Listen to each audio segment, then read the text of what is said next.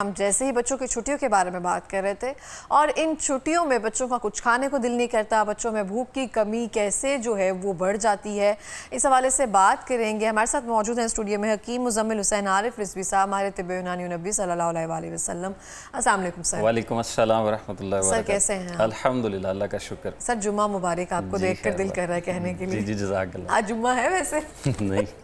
अच्छा सर, हम देखते हैं माशाल्लाह से कि बच्चों को जब छुट्टियां होती हैं और बच्चे बहुत भाग दौड़ में और इन सब चीज़ों में लगे होते हैं जी, तो बच्चों में भूख उस तरह से नहीं लगती है, रोटी खाने को दिल नहीं करना, सिर्फ लिक्विड शेक्स वगैरह इन सब चीज़ों में लगे होते हैं। तो बच्चों में ये वजह क्यों होती है, क्यों बनती है भूख की कमी? बिस्मिल्लाहिर्रहमानिर्रहीम, बहुत शुक्रिया।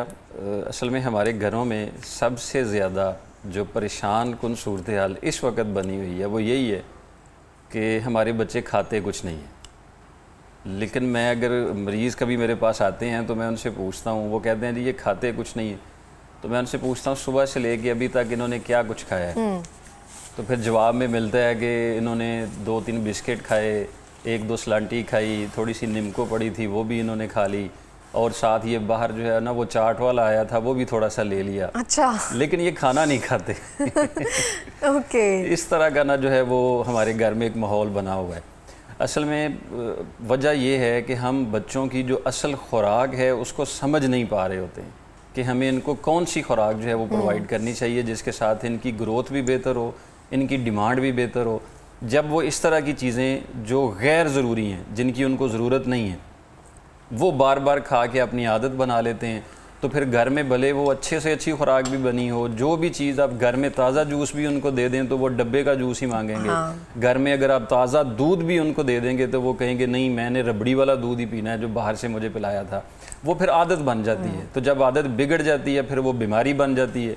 तो जब बीमारी बनती है तो फिर हम उसको बहुत सारी चीज़ें खाने के लिए दे रहे होते हैं लेकिन वो खा नहीं रहा होता। तो सर आपके पास ऐसे भी बच्चे आते होंगे जो सिर्फ सलांटी या फिर बिस्किट निम्को इन वगैरह पे जिंदा हैं और यही खाकर अपना गुजारा कर रहे हैं, तो उनमें क्या वीकनेस जो है वो आपको मेजरली नज़र आ रही होती है और एक सेहतमंद बच्चे में जो घर का खाना खा रहा है, फ्रूट्स खा रहा है? सेहतमंद बच्चा जो होता है एक तो उसकी जिसामत फिज़िक बहुत अच्छी होती है माशाल्लाह से, उसकी कद के लिहाज से उसका वज़न ठीक होता है, उसकी जिसामत के लिहाज से उसका कद ठीक बढ़ रहा होता है। और जो लोग इस तरह की चीज़ों में बच्चों को इन्वॉल्व करते हैं या उनकी ग़िज़ा में इन चीज़ों को प्रेफर ज़्यादा करते हैं, असल में ना ये हमारी अदम तवज्जो है। मैं जो कहूँगा वालिदैन की अदम तवज्जो है। मतलब देखें बच्चा सुबह सो के उठा है तो वालिदा इस खौफ से कि ये मुझे तंग करेगा तो उसको फ़ौरी मोबाइल दे दिया जाएगा, ये तू लेके एक साइड पे हो जा, अभी वो उठा ही है, उसको कोई और काम नहीं है, वो उसी में एक गुम है, वो क्या क्या उसमें देख रहा है, क्या क्या उसमें एंटरटेन हो रहा है, उसको ना खाने की कोई फुर्सत है ना कोई ऐसी चीज़ है। पहली हमारी लापरवाही वहाँ पर हो गई। फिर उसके बाद हम जो नाश्ता करते हैं वही उसकी तरफ देखना चाहते हैं। हमारे अपने नाश्ते करने की रूटीन ठीक नहीं है। कुछ ख़वातीन अपनी डाइट के चक्कर में उन्होंने बहुत सारा अपना निज़ाम ख़राब किया हुआ है।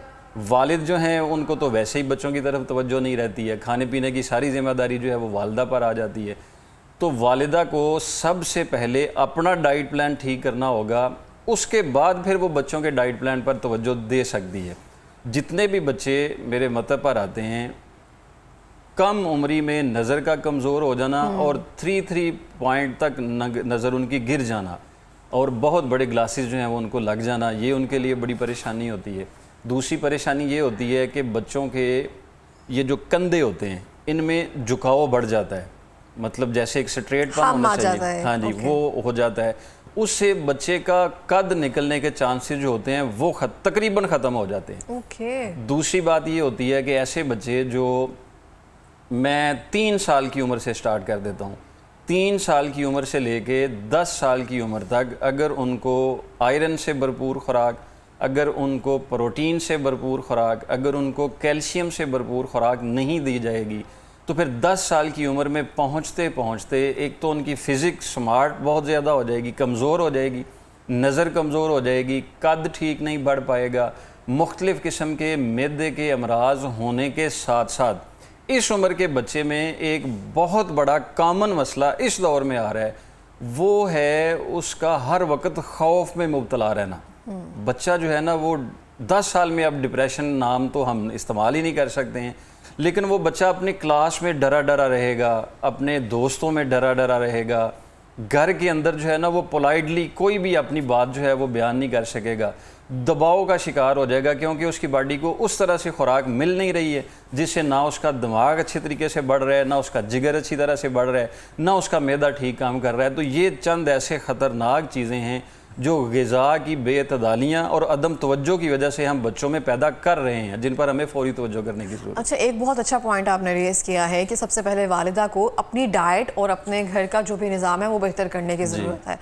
बहुत ज़्यादा हम इस तरह से करते हैं, बाज़ार से ऑर्डर कर लिया जाए, रोटियाँ बाज़ार से मंगवा ली जाएँ, या फिर जो रेडी टू कुक फूड है वो ज़्यादातर घर में ला के रख लिया जाए कि वो ईजी भी है, बच्चे भी शौक से खाते हैं। हालांकि वो सेम चीज़ थोड़ी सी एफर्ट और मेहनत के साथ घर में भी बनाई जा सकती है। तो ये बच्चों की ग्रोथ पे काफ़ी हद तक मेरा ख्याल है यही एक मसला है जो प्रमोट हो रहा है बहुत ज़्यादा। हम हर प्रोग्राम में, हर प्लेटफार्म पे, और बहुत सारे लोग अब ये चीज़ें डिस्कस कर रहे हैं कि पुराने वक्तों में ये होता था, पुराने वक्तों में ये होता था। पुराने वक्तों से सिर्फ एक ही मैं कह रहा हूँ कि काम होता था, हमें अपने बच्चों की फ़िक्र होती थी। अब हमें अपने बच्चों की फ़िक्र नहीं है, हमें अपनी भी फ़िक्र नहीं है, सिर्फ हम भागा दौड़ी की लाइफ में जी रहे हैं और चाह रहे हैं बस खुद ही ये बढ़ जाएगा, खुद ही ये चल जाएगा, खुद ही ये निज़ाम इसका बन जाएगा।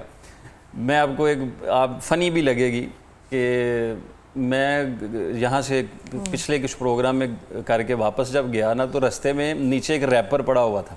ओके। तो वो पापड़ों का रैपर था, तो मैंने वो रुक के उस पकड़ा तो उसका नाम लिखा हुआ था नवा कट्टा खुल गया। हाँ, ये मैंने भी देखा है। यानी पापड़ का नाम उन्होंने इसलिए रख दिया, किस लिए कि वो अट्रैक्ट हो, ज़्यादा से ज़्यादा बच्चे जो हैं वो उसकी तरफ अट्रैक्ट हों। फिर उसमें इस तरह का ख़तरनाक किस्म का मसाला यूज़ किया जाता है। फिर हमारे लिए मौसम बदलने के साथ ही बच्चों में डायरिया का मसला, बच्चों में बदहज़मी का मसला, हैज़े का मसला, अनग्रोथलेस जिस्म की कैफियत उनकी बन रही है, वो सारी चीज़ें इस तरह से बन रही होती हैं।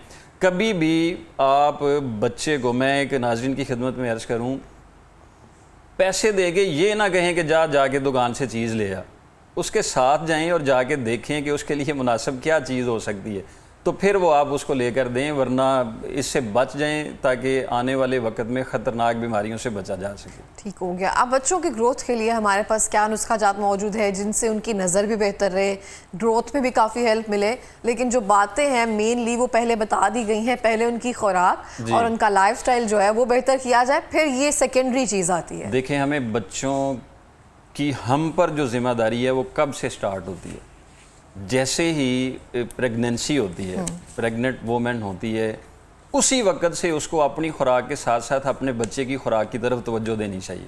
सही। मतलब उसी दौरान उसको बहुत सारे विटामिन्स वाली चीज़ें, मतलब उनको अपनी खुराक में फल ज़्यादा इस्तेमाल करने चाहिए, अपनी खुराक में दूध ज़्यादा इस्तेमाल करना चाहिए। जो भी ख़वातीन प्रेगनेंसी के इन अयाम में गुजर रही हैं उनके लिए बेहतरीन एक नुस्खा है जो बच्चे की सेहत के लिए मुनासिब हो सकता है कि रात को 1 गिलास दूध में आप 7 बादाम की गिरी और आधा चम्मच चारे मगज़, 7 बादाम की गिरी और आधा जो चम्मच है चारे मगज़, ये भिगो के रख दें और सुबह उठ के खाली पेट इसको उबाल के ये वाला दूध पीना शुरू कर दें मुसलसल अपनी रूटीन के साथ। एक तो उनका HB लेवल भी ठीक रहेगा, वालिदा का, जितना वालिदा का HB लेवल ठीक रहेगा उतना बच्चा जो है वो ठीक रहेगा, और जितनी वालिदा के अंदर वीकनेस की कमी होगी, जो मसाइल हैं वो ख़त्म हो जाएंगे, तो बच्चा फिर सेहतमंद और तंदुरुस्ती के साथ जो है वो दुनिया में आ सकेगा। ये पहली ज़िम्मेदारी होती है। दूसरी ज़िम्मेदारी होती है कि अगर घर में प्रेग्नेंट वोमेन हैं तो हर तरह का लड़ाई झगड़ा घर में बंद कर दें। किसी किस्म का लड़ाई झगड़ा, हस्बैंड वाइफ का आपस में लड़ाई झगड़ा और लाउडली बहुत ज़्यादा बोलना, ये बच्चे की सेहत पर असरअंदाज होता है। मैंने कई केसेस ऐसे देखे हैं कि जो बच्चे पैदाइशी तौर पर नज़र की कमज़ोरी का शिकार हो रहे होते हैं, तो फिर उनसे सवाल किया जाता है तो फिर एक जवाब मिलता है कि इन घर में ना, हमारे घर में एक तो बहुत ओपनली माहौल है, मतलब बहुत शोर करते हैं, बहुत तेज़ी से बोलते हैं, गालम गलोच तक जो है वो जिन घरानों में इस तरह की चीज़ रहती है, तो बच्चा पैदा होते ही बहुत सारी बीमारियों का शिकार हो जाता है। एक ज़िम्मेदारी ये है। दूसरी ज़िम्मेदारी ये है कि जैसे ही बच्चा पैदा हो जाता है तो उसके बाद उसकी खुराक पर किस तरह की तवज्जो देनी चाहिए। हमें अल्लाह तबारक व तआला ने कुरान मजीद में इरशाद फरमाया हुआ है कि शहद में शिफा है लोगों के लिए। बच्चे को शुरू वाले कुछ अयाम जो हैं एक तो मदर फीड से बढ़कर कोई ग़िज़ा बच्चे के लिए 1.5-2 साल तक बेहतर नहीं है जो उसकी सेहत को बहाल रख सकती है। सबसे ज़्यादा ज़रूरी मदर फीड है और उसके लिए माँ को दूध पीना पड़ेगा। माँ दूध अच्छा पिएगी, बच्चों पर असरअंदाज होगा। माँ दूध में शहद मिला के पिएगी, बच्चों पर असरअंदाज होगा। 2 साल के बाद बच्चे को वही दूध जो है वो शहद मिला हुआ दूध इस्तेमाल करवाना शुरू कर दें तो उसके जिस्म में जितनी भी कैल्शियम की कमी है वो ख़त्म हो जाएगी और बच्चा तंदुरुस्ती के साथ ग्रो करेगा इंशाल्लाह। ठीक हो गया। अब हमारे पास नुस्खा क्या मौजूद है, इसकी तरफ आते हैं। ये नुस्खे हैं 2 से 3 साल के बाद। जब 3 साल के बाद बच्चे आते हैं और वो खाना नहीं खा पाते हैं, उनको बहुत कुछ पेश किया जाता है और उनको असल में उनकी भूख नहीं तलब नहीं होती, तो तिब के अंदर कुछ ऐसी चीज़ें हैं ताकि उनकी भूख बढ़ाई जाए, उनकी तलब बढ़ाई जाए, फिर जो चीज़ उनके सामने आए वो खा जाएं सिवाय मिट्टी के। मतलब वो मिट्टी ना खा आयरन और सके। कैल्शियम की जो कमी है ना वो जी, दूर जी। हो जाए उनमें। वो मिट्टी खाने की आदत हो जाती है, सीमट रोड़े खाने की आदत हो जाती है, उससे पेट ख़राब हो जाता है फिर भी, और इसके इस्तेमाल के साथ मिट्टी छोड़ने की आदत भी ख़त्म हो जाएगी। ये चंद चीज़ें हैं और बिल्कुल ऑर्गेनिक देसी चीज़ें हैं।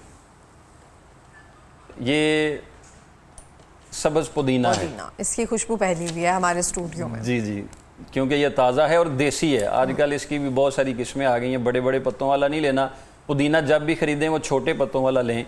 और ये ताज़ा पुदीना, इसके आपने लेने हैं 10 पत्ते। और ये है अजवैन देसी,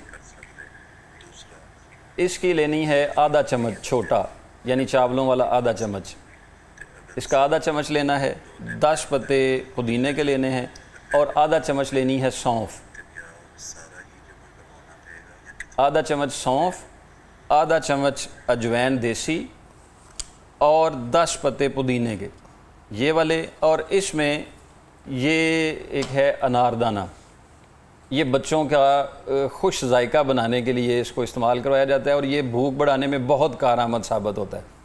इसका भी आधा चम्मच लेना है और 1 गिलास पानी में इसको रात को भिगो के रख देना है, ढाँप देना है। सुबह उठ के इसको हल्का सा मसल के निचोड़ लें, ये पानी नितर जाएगा। इस पानी का 1 चम्मच बच्चा पिए पिला दें, 1-2 घूंट पिए पिला दें, फिर थोड़ी देर बाद रख दें। 1 घंटे के बाद फिर 1 चम्मच पिला दें, 1 घंटे के बाद फिर 1 चम्मच पिला दें। मतलब ये 10-11 बजे तक इसका जो हमने पानी रखा हुआ है ये उसको थोड़ा थोड़ा करके पिला दें। चंद दिन के इस्तेमाल के साथ आपका बच्चा जो है वो तिब्बी तौर पर खुराक की डिमांड करने लग जाएगा और उसका खाना हजम भी होगा और अल्लाह के फजल के साथ उसकी भूख बढ़ जाएगी।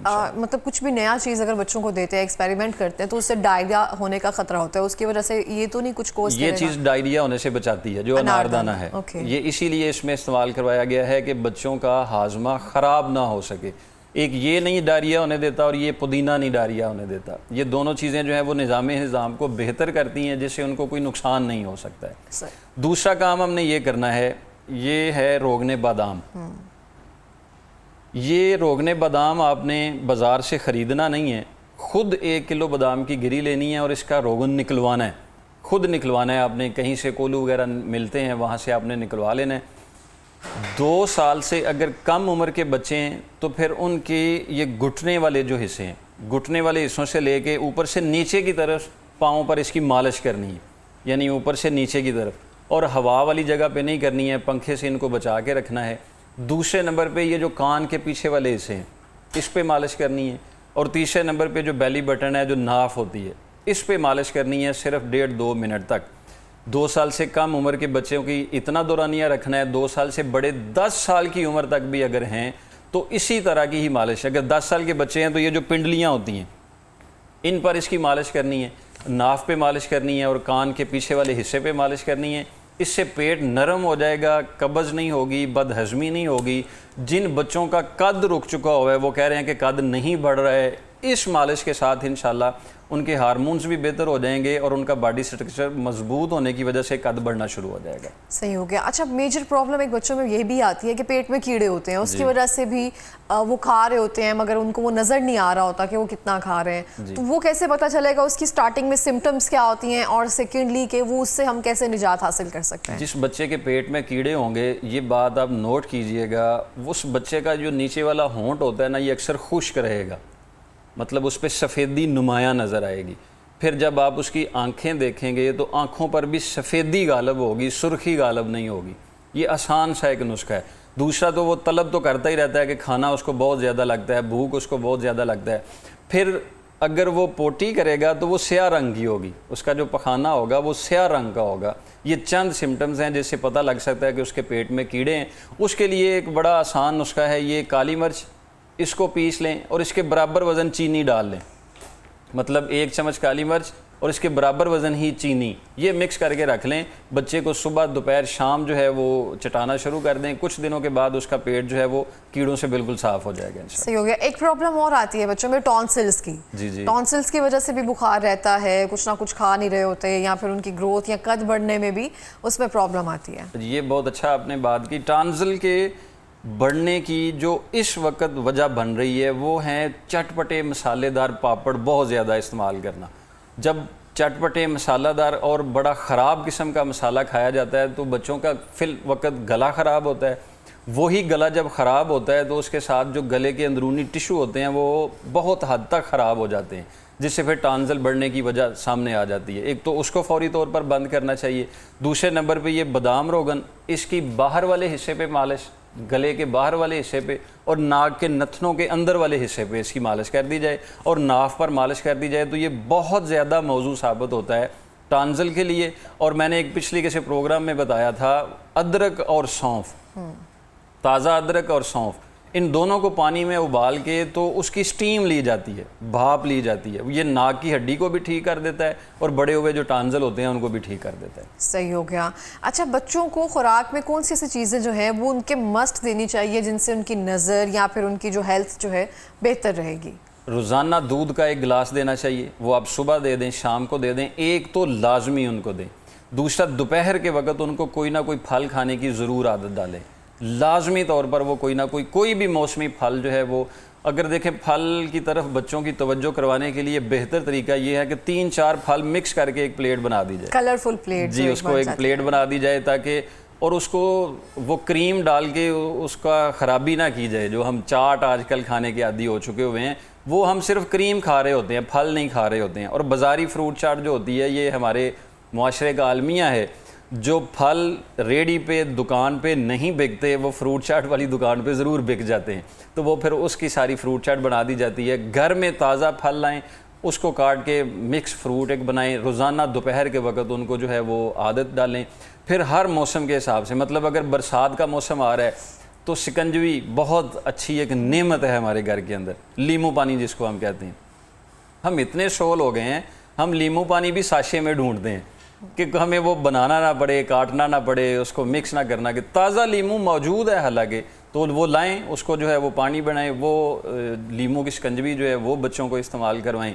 जो मौसम गुजर गया है, मतलब गर्मी आने वाली होती है, ये कच्ची लस्सी होती है, दूध में पानी मिला के दिया जाता है। इन चीज़ों की बच्चों पर आदत अगर डाली जाए तो फिर वो जो कलरफुल शरबत होते हैं, जो बाज़ारी जूस होते हैं, उनकी तरफ माइल नहीं होंगे, वो देसी खुराक खाने के आदी हो जाएंगे, तो इंशाल्लाह उनकी सेहत बहाल रह सकती है। सही हो गया। और मैंने ना एक वीडियो देखी थी जिसमें कह रहे थे सिरिलैक की बजाय ना मखाने जो होते हैं उसको रोस्ट करके उसका पाउडर, उसमें बादाम मिक्स करके उसको भी दूध में मिलाकर दिया जा सकता है। आपने सिरिलैक का कभी फार्मूला देखा है? नहीं, मैंने कभी देखा नहीं है। आप देखिएगा, फिर इस पे बात करेंगे कि सिरिलैक क्या बनाया हुआ है, फिर ये जो लैक्टोजन दूध है ये क्या बनाया हुआ है, जो हम फौरी तौर पर हमें एक्स्ट्रा वर्जन, एक्स्ट्रा एनर्जी के तौर पर हमें ये चीज़ें दी जाती हैं। गंदम का दलिया बनवाया जा सकता है, जौ का दलिया घर में बनवाया जा सकता है। जौ के दलिए में ही अगर आप शहद मिला लें, जौ के दलिए में ही अगर आप थोड़ी सी खजूर मिला लें, जौ के दलिए में ही अगर आप उबला हुआ अंडा थोड़ा सा मिला के एक खूबसूरत सा उसका पेस्ट बना दें तो बच्चा उसकी तरफ भी माइल हो जाएगा। उसमें भी वो चीज़ें, थोड़ी सी किशमिश, ये मैं लाया हूँ, ये एक नुस्खा और है, ये किशमिश डाल दें जौ के दलिए में, थोड़ी सी खजूर डाल दें जौ के दलिए में। और ख़ूबसूरती अगर करनी है तो मतलब बच्चे जो हैं वो थोड़ा कलर मांगते हैं। वैसे अवामी तौर पर हमारे घर में जामेशनी वगैरह, शरबत, इस तरह की कोई भी चीज़ होते हैं, थोड़ा माइल करने के लिए कोई सा भी रंग, वरना ना डालेंगे तो ये ज़्यादा बेहतर है, वरना उसी का ही इस्तेमाल शुरू करवा दें तो वो सिरिलैक की ज़रूरत ही पेश नहीं आएगी। बिल्कुल इस तरह है। सर 30 सेकंड्स है हमारे पास, कोई पैगाम देना चाहिए? ये सिरिलैक का 30 सेकंड में मैं बना देता हूँ। ये बादाम की गिरियाँ ये लेनी है 10 अदद, ये रात को जो है वो सोते वक्त मतलब भिगो देनी है, सुबह इनका छिलका उतार लेना है, और सुबह के वक्त 5 काली मिर्च और ये 21 बादाम, 21 मेवे, किशमिश जो है बादाम, मेवे और काली मिर्च, इसको मिक्स करके एक पेस्ट बन जाएगा बड़ा खूबसूरत सा।